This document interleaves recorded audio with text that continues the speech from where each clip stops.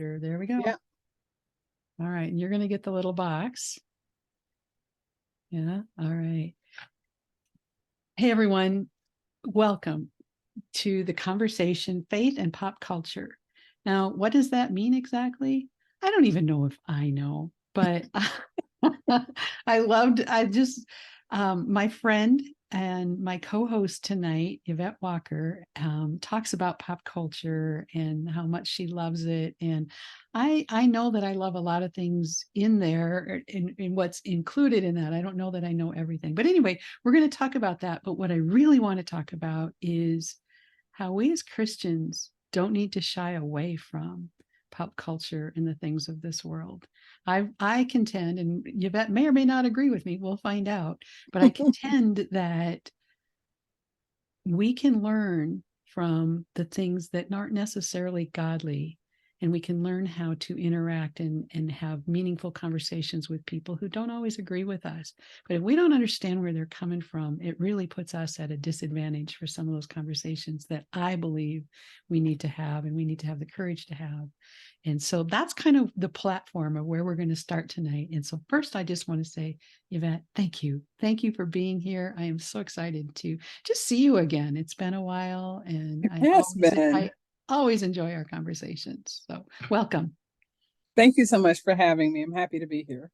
Absolutely. Absolutely. So pop culture, let's talk about that for a minute. What does that mean to you? Well, pop culture, is short for popular culture. And these days, I mean, it's a lot. It's a little bit of everything. It's certainly entertainment or infotainment. It's music, it's movies. But these days it's audio, it's digital, it's really everything.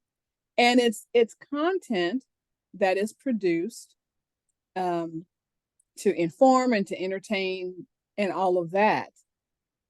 I am a journalist. I have been a journalist for a lot of years, and I've always felt that it was important for me to kind of be up on pop culture, just to know what people were talking about, and to know, maybe there's a story that I need to be writing based around some issue that's happening in the pop culture world. So I've always felt like I needed to know what's going on.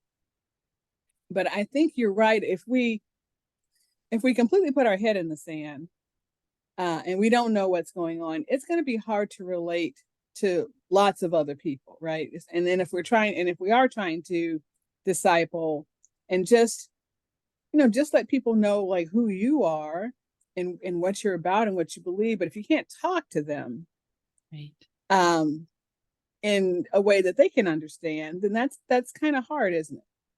And I'm not saying that we're Jesus or anything, but but Jesus, look where he went. He went to lots of different neighborhoods that maybe weren't so great.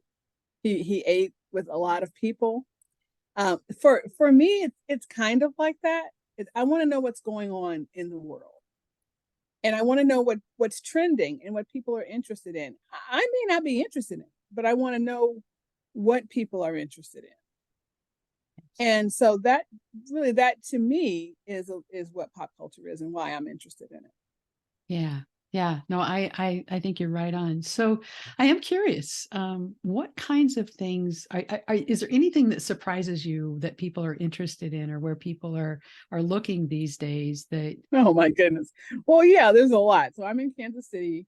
I'm working for the Kansas City Star, and it's so interesting that people are so fascinated with Taylor Swift and Travis Kelce of the Kansas City Chiefs. It is, I mean, people are so interested in that relationship. Yep. And we've seen it happen with lots of different celebrities. I mean, look at, Brad and Angelina and various things, right? But it's funny when it happens where you are. And it's also really funny because she is from the entertainment world. He's from the sports world. And those worlds are coming together now, because now that the Swift fans are going to see the Chiefs, it's hilarious. So, I mean, that is something that's happening right now that a lot of people are very interested in. And we know that because they read every bit of content we put out there about it. Yeah. And so maybe that shouldn't be so unusual, but it's a little entertaining for me, particularly because of the different worlds that they come from. And I do love that juxtaposition. I love seeing, you know, I don't think I think it's going one way. I think it's the Swifties coming to see what he's all about. Yeah. I don't think it's the Chiefs fans going to see what she's about necessarily. I don't think it's quite that. Although I would venture to guess there's more of them watching her secretly. I've Perhaps. been surprised through the years, the people who are huge fans of Taylor Swift that I would have never guessed, including my former boss. We had a lot of fun with that. But yeah, if he was in a town and if he was anywhere near where she was having a show, he would go, he and his wife. And Wow, really? yeah. So okay. you just never know. You just never know. So when I was trying to market this, and I will take the credit for no one else being here at this point, because I clearly my copy needed some work, or we would just be flooded, I'm sure.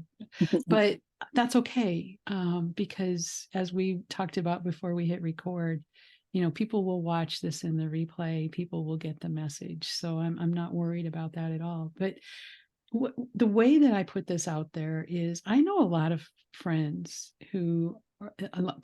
friends in particular, who are like, I don't watch Netflix. I don't watch any of those shows on Prime.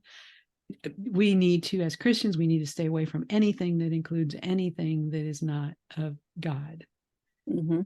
And I think that there are a lot of people out there that feel that way. And I make the pitch, as I think I alluded to when I did the introduction, that I feel that we need to be, as you said too, we need to be more aware. And the reason that I think that is that if we're at the office and we're having coffee on our break, or over the coffee pot in the common area or whatever, and we learn that one of our coworkers' sons just came out of the closet, or somebody's daughter is having gender identity issues or whatever, if we have completely shut ourselves off from all of that, we don't have any way of identifying with what they're saying or what the emotions, even as a parent, we can't relate to what the parent feels like. And again, if there was somebody here that disagreed with us, I think it would be really interesting to engage in that conversation, to hear why they feel so strongly against it. Other than I think there's a fear that if we watch it, we're going to sway to the other side. And well, I mean, I definitely can speak to that. Although I do have a but. Yep, and so I think I do too. I think we can learn and consume information, even if we don't necessarily agree with everything. Right. One thing that I talk about on my podcast, Positively Joy, when we do, and we've done a few pop culture episodes, but the main ones we do is where I sit down with a Lutheran minister and we talk about horror shows. And I know that of the people you're talking about, many of them would not watch horror shows, because I won't watch a horror show. You're not supposed, you don't want to let the spirit come in. I just don't like them. I completely get that. No, trust me, I completely get that. And there is a but. There are exceptions. There are shows that I do not watch, because I believe in more than just telling the story, either intentionally or unintentionally. They are promoting Satanism, yes, and the allure of the devil. I agree. And I will not watch that. And those two shows are Sabrina the Teenage Witch, yep, and Lucifer. Yep. I started watching those shows just like everybody else, but then I said, no, I'm not going to watch this anymore, yep, because I felt that's what was happening. Yeah, I think you're right on. There's a couple of other newer shows that one of them is Evil, and there's another. Well, all right, let me just tell you about Evil. I was a big Evil fan. I was a huge Evil. Why? Because there was a priest to be who became a priest throughout the show, and they were fighting evil. Okay. But after the third season, maybe even after the second season, and I decided to watch the third season anyway, after that, season, again, to me, it started turning a little dark. Yeah. And started maybe promoting that.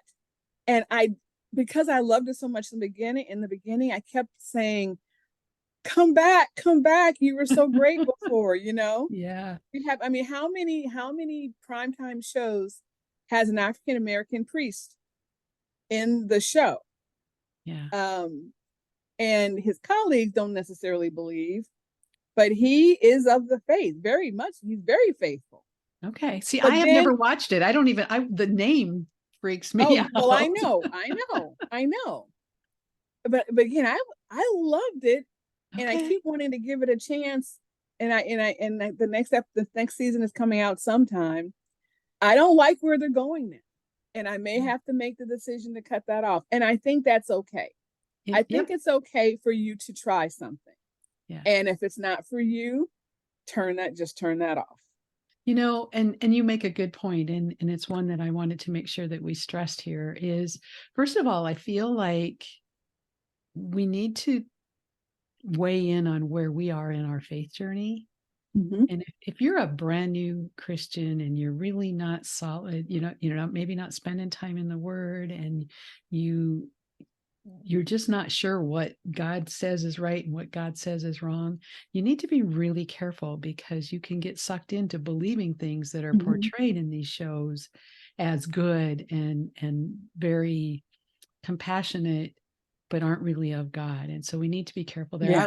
I always say, I don't even know who said it. A long time ago, somebody said, if you're sitting in front of a television or the screen or whatever it is, you're listening to a podcast, it doesn't matter what it is, but if it isn't, biblically based, you need to be spending an equal amount of time in the Bible or in something that's biblically based. And I think that that's pretty solid advice. I agree. I really do agree. And that's why sometimes I enjoy watching these shows. And a lot of the horror that I do consume is religious based horror. Like, for example, Interesting. I know not everybody wants to watch The Exorcist. I get that. But because I am more mature in my faith, Yeah. I my antenna is out, right? Yeah. They have a sequel to The Exorcist. And again, I know if you're not into that, is it scary? Yes, it is. Although it is not scary as the first one. Surprisingly, however, very surprisingly to me, this sequel that's out now is very inspirational at the Really? end. I mean, I was shocked. I was like, whoa, what audience are they going after? It was very surprising to me that I mean, obviously during a so-called exorcism, they are using the prayers. They are trying to exorcise the evil spirit. But for some reason in this show, in the way they wrote the script, it just, they were calling on an inspiration in a way that I had not seen before. Now, I'm not saying that means everyone should go see Exorcist 2 or whatever it's called. But again, my antenna, I'm sitting there watching the craziness that's going on the screen, and I'm like, what did she just say? I mean, I'm thinking about that. And I'm like, oh, I wouldn't have expected someone in the Exorcist movie to say that it was a nun or a former nun. Yeah. And just things like that. But I am a little bit more mature in my faith. I am no Bible scholar. I always say that. But you're right. I think if you are young in your faith and you're still learning, and I'm still learning.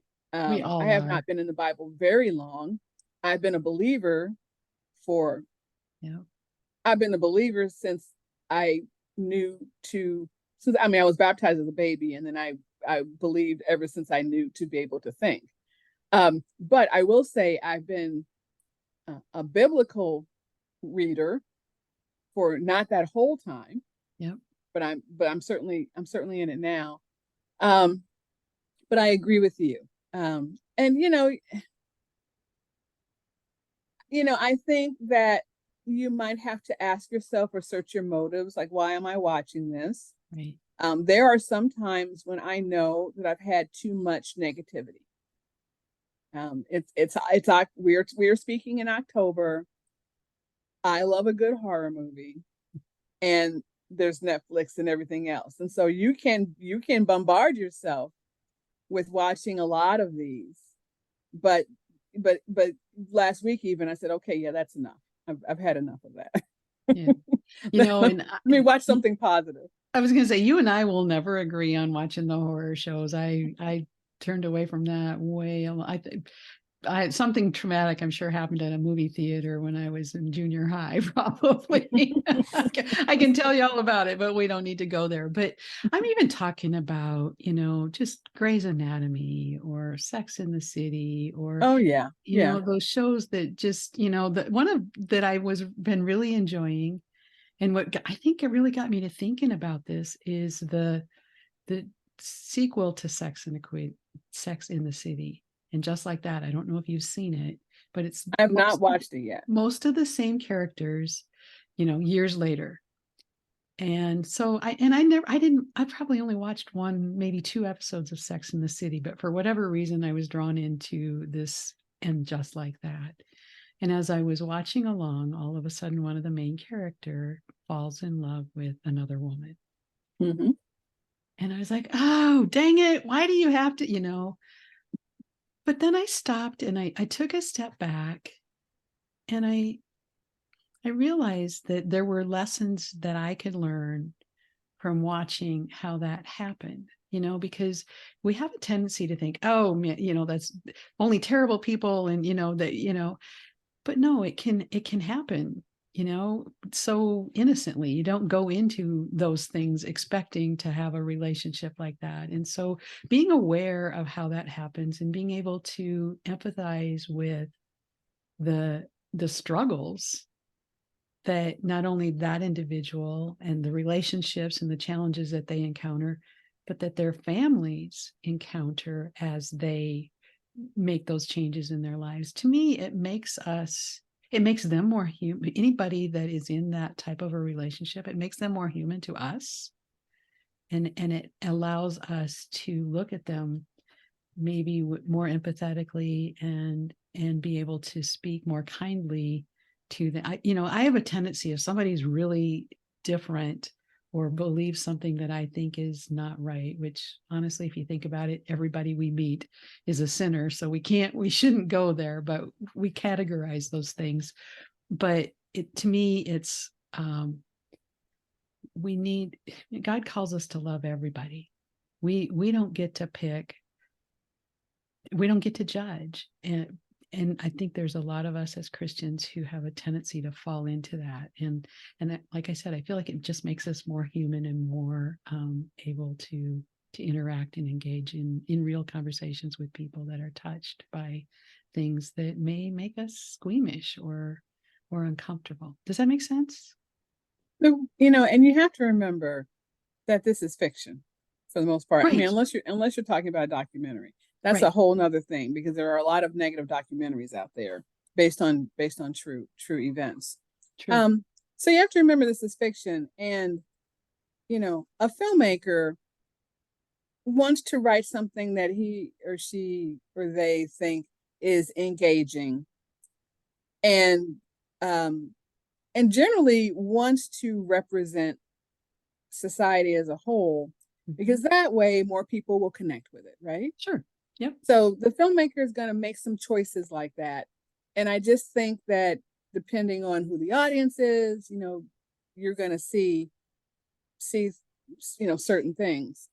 But I think the interesting thing right now is we are beginning to see Christian filmmakers come to the fore, yeah, and produce content. And I had one on the show last week, a couple weeks ago. No, maybe it was last week, but it ran on 10/10, which is World Mental Health Day. His movie, What Rhymes with Reason, was about mental health and suicide. These were young people in his movie. They were siblings, they were friends, and they were kind of a cross section of people. And, I think that that's what the filmmaker is going to go for. Mhm. And these people have backgrounds, right? And Right. again, there's going to be the bad sheep, and there's going to be all this. So there's there's a story to be told, Yeah. and it's your choice to decide to watch it or not, or to try to get what you can gain from the story. And I think Right. that's what you were talking about in the very Yeah. beginning. Yep. Exactly. Yeah. Exactly. And again, you said it. Everybody has a choice. You can watch it or you can turn it off. I had a friend who was going to join us tonight and ended up having to work and wasn't able to.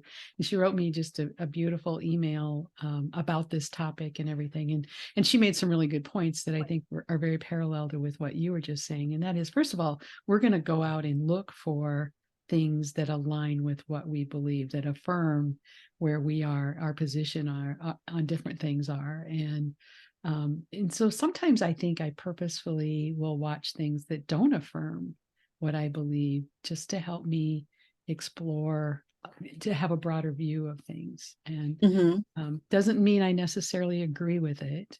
It just means that I'm seeking to understand. And honestly, some of those shows just, I was thinking about, we watched the movie A Man Called Otto a couple of weeks ago. Oh, yeah. And I've been wanting to, but I haven't watched that yet. Do. So, it's not a Christian movie. It's a good and Mm-hmm. heartfelt, Yeah, inspirational. but it's a Tom Hanks movie, right? Right, right. But what was interesting to me is, and I've said to people it's a little morbid because he's honestly a man trying to commit suicide and things just keep happening and it doesn't go through. Mm-hmm.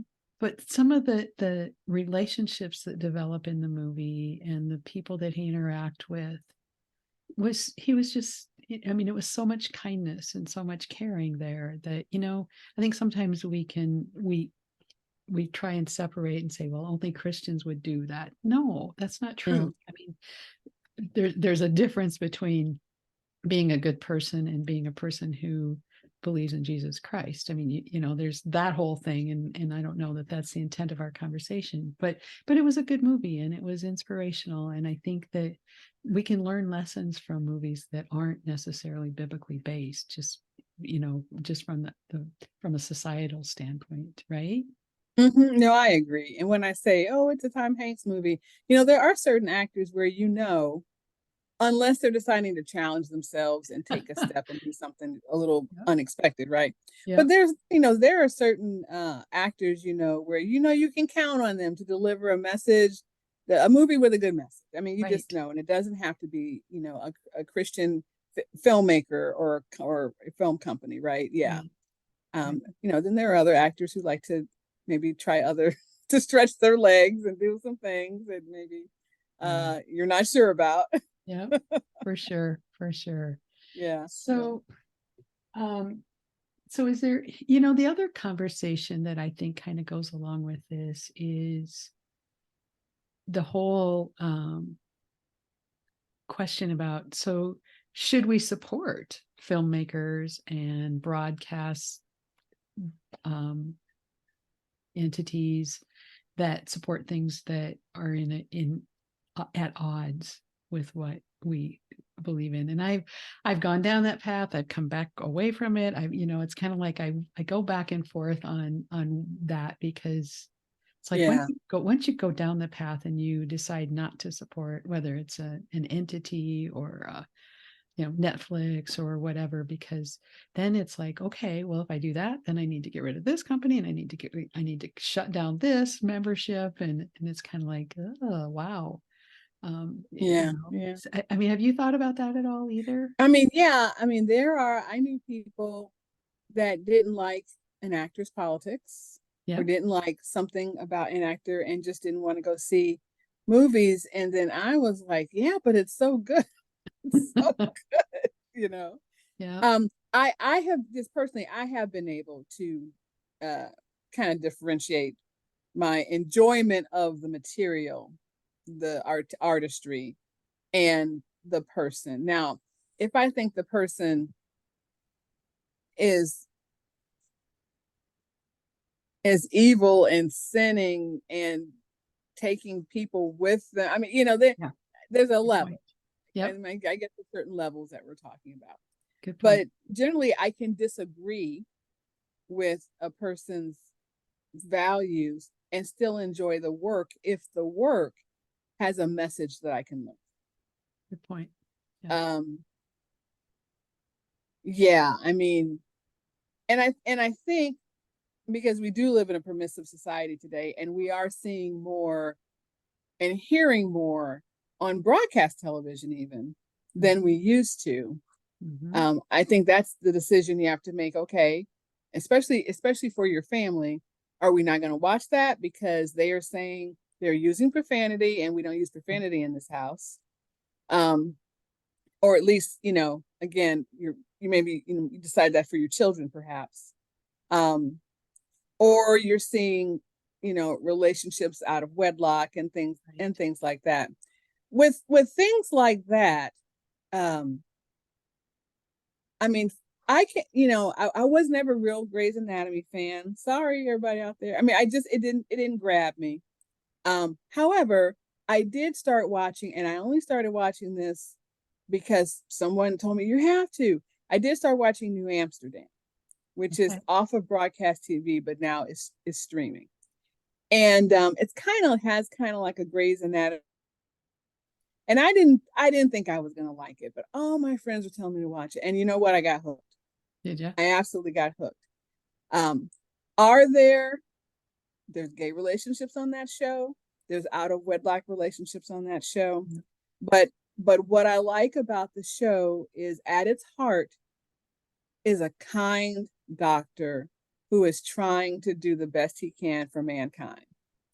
Sometimes tries to do a little bit too much, but that at the heart of the show is this man who happens to be the administrator of a hospital. He's a doctor, but he's also administrator of a hospital, and he's always trying to get around the other hospital administrators who want to cut back or who don't want to give the services that he believes patients should deserve. I mean, that's the part that hooks me. It's the kindness, it's the humanity. I don't necessarily focus on, well, should he really be in bed with that woman? I mean, I'm not focusing on that. Now, if I had a young person in the house, maybe I would. Right. But I mean, I'm not focusing on that. I'm focusing on what I feel like is the message that's coming across from me. And it's love people, do right for people. That's what I get from that show. Does that make sense?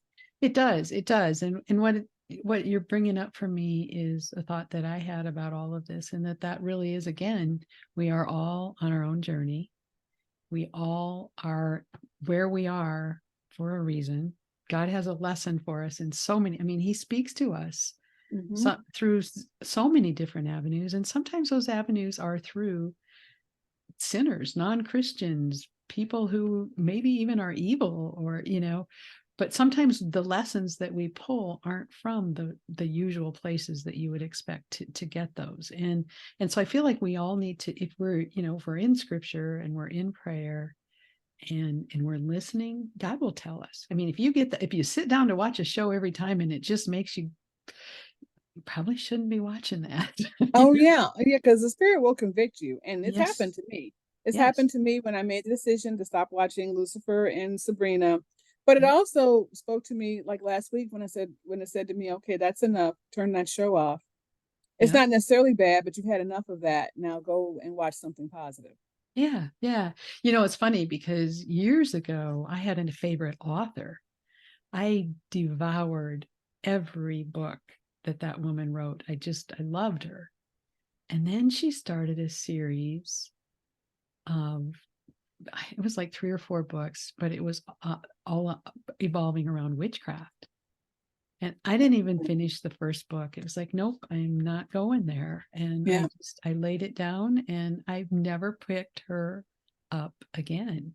I think she's come back around and is starting, is writing more mainstream stuff, but I just haven't, it was just it's like, I don't want to perpetuate that's okay, because that's a slippery slope. I was just talking with a friend the other day, and that whole Wicca and witchcraft and all of that, people think it's innocent, but it's not.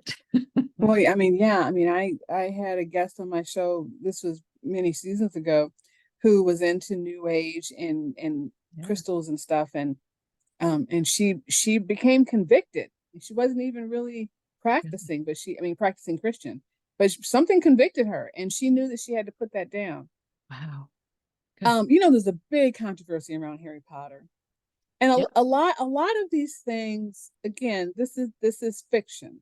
Now, I think that there are some things out there that try to make the real practicing of these things alluring.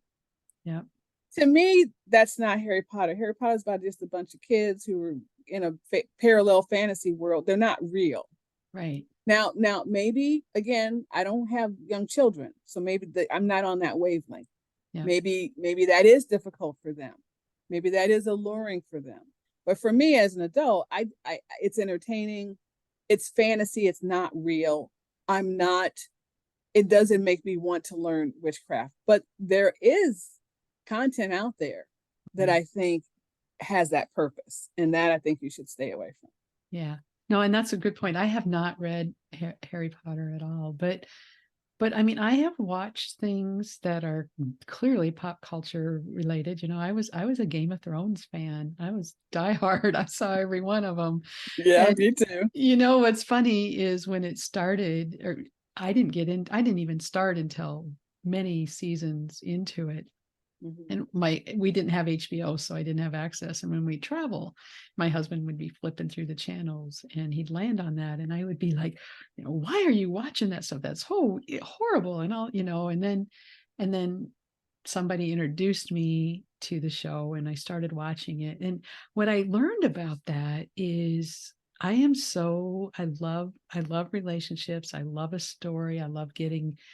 And once I knew the characters and had feelings about them, and that, then somehow that the violence in it was different than it was when it was just violence. Is that strange?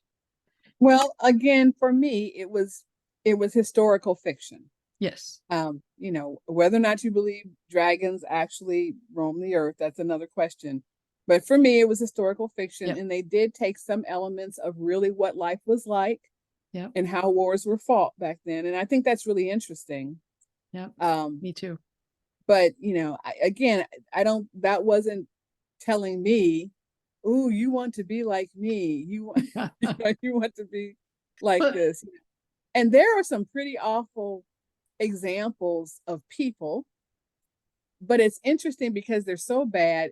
Generally, everybody realizes you don't want to be like this. Like, there's a show, Succession, on Showtime. It's about a family, a media mogul and his family. Everyone is terrible on the show. They're terrible people. Yeah. But you know that. Yeah. And you just watch them derail. No one wants to be like these people. Like, that they're awful. And actually, I only kept watching it because my niece, we needed to have something to talk about. But I was like, these people are terrible. I have no interest in their relationships at all, But another show, maybe also on Showtime, is oh my goodness, I just said Succession, Billions, about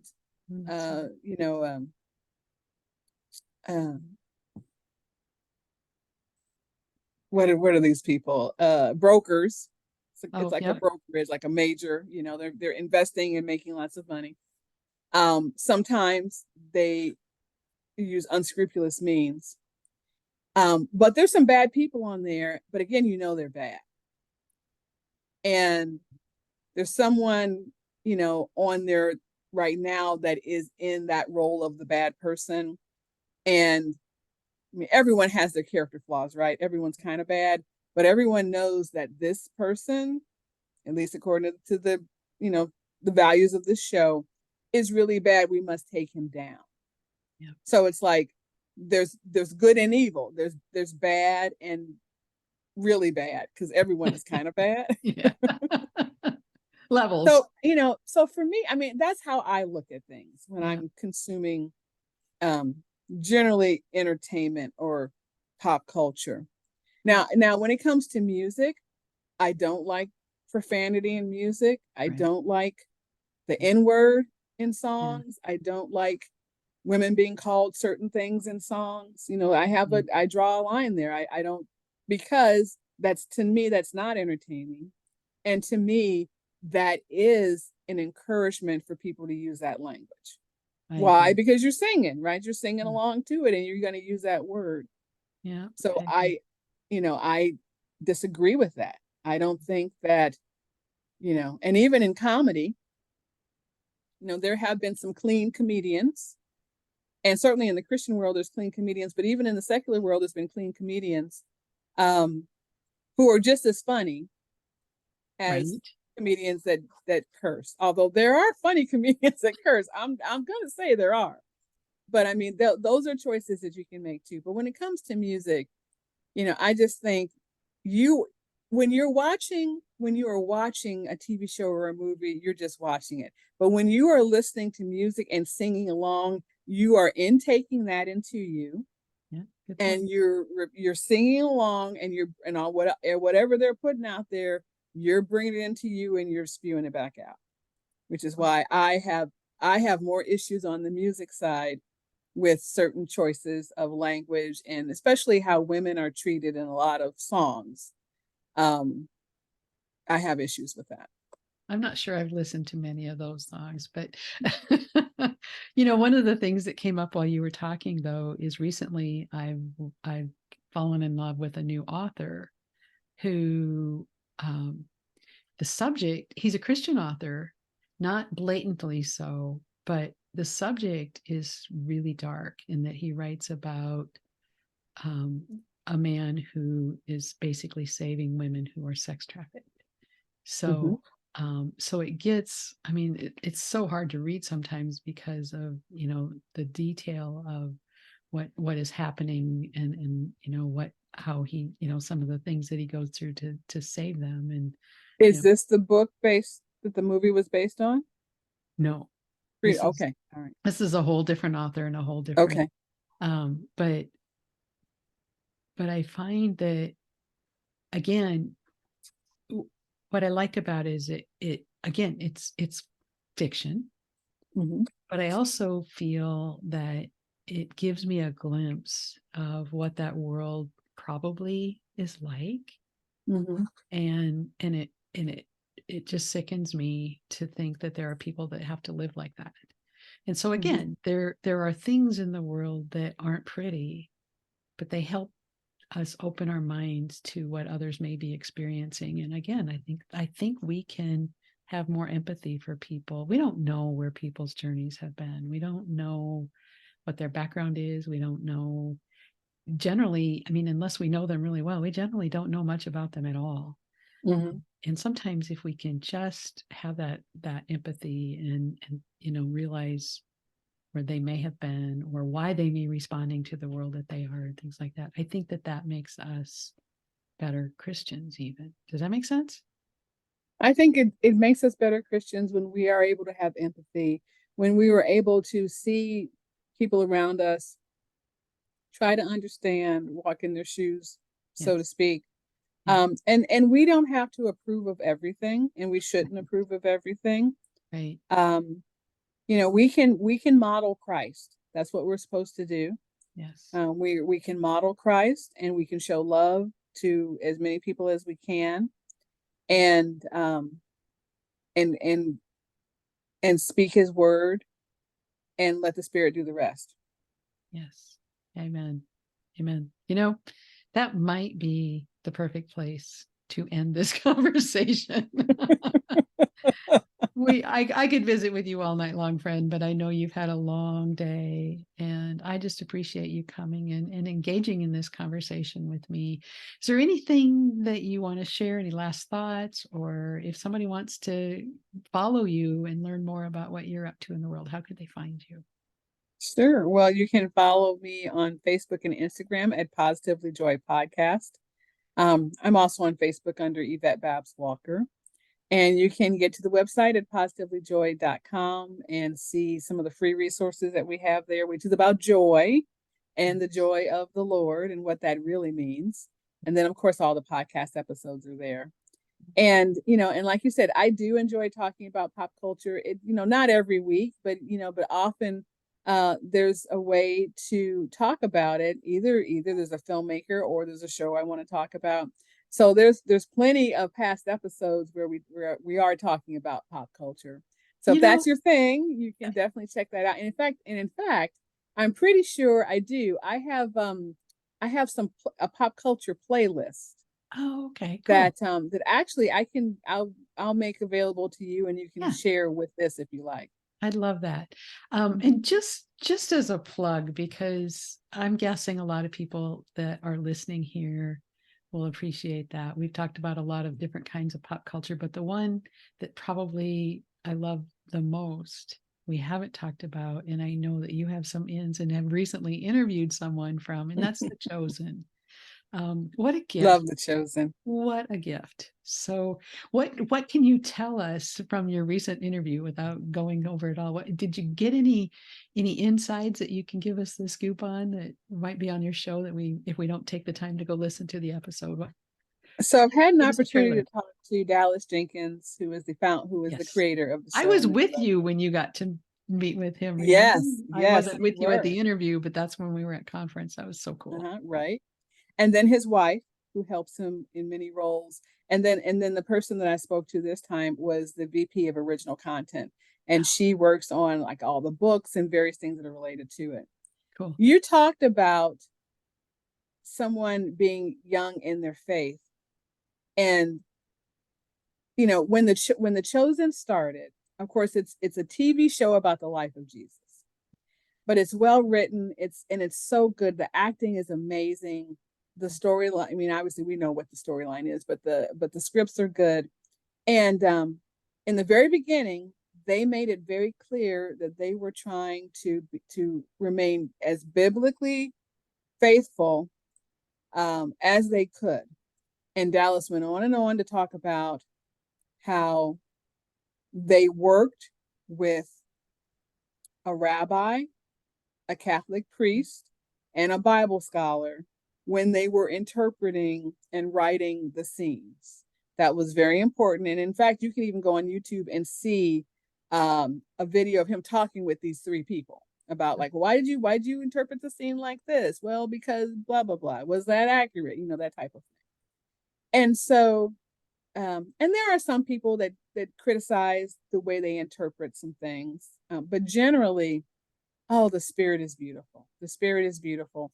I love the fact that they do include women, because women was among the Jesus's entourage. I love that. It is multicultural because during that time and where they were traveling was multicultural. Yep. So they have people of different ethnicities in the show, and Dallas has made it clear that that's important to him. Yep. So it's just a beautiful show, and season 4 is it's going to start, I want to say next year, maybe the early part of next year.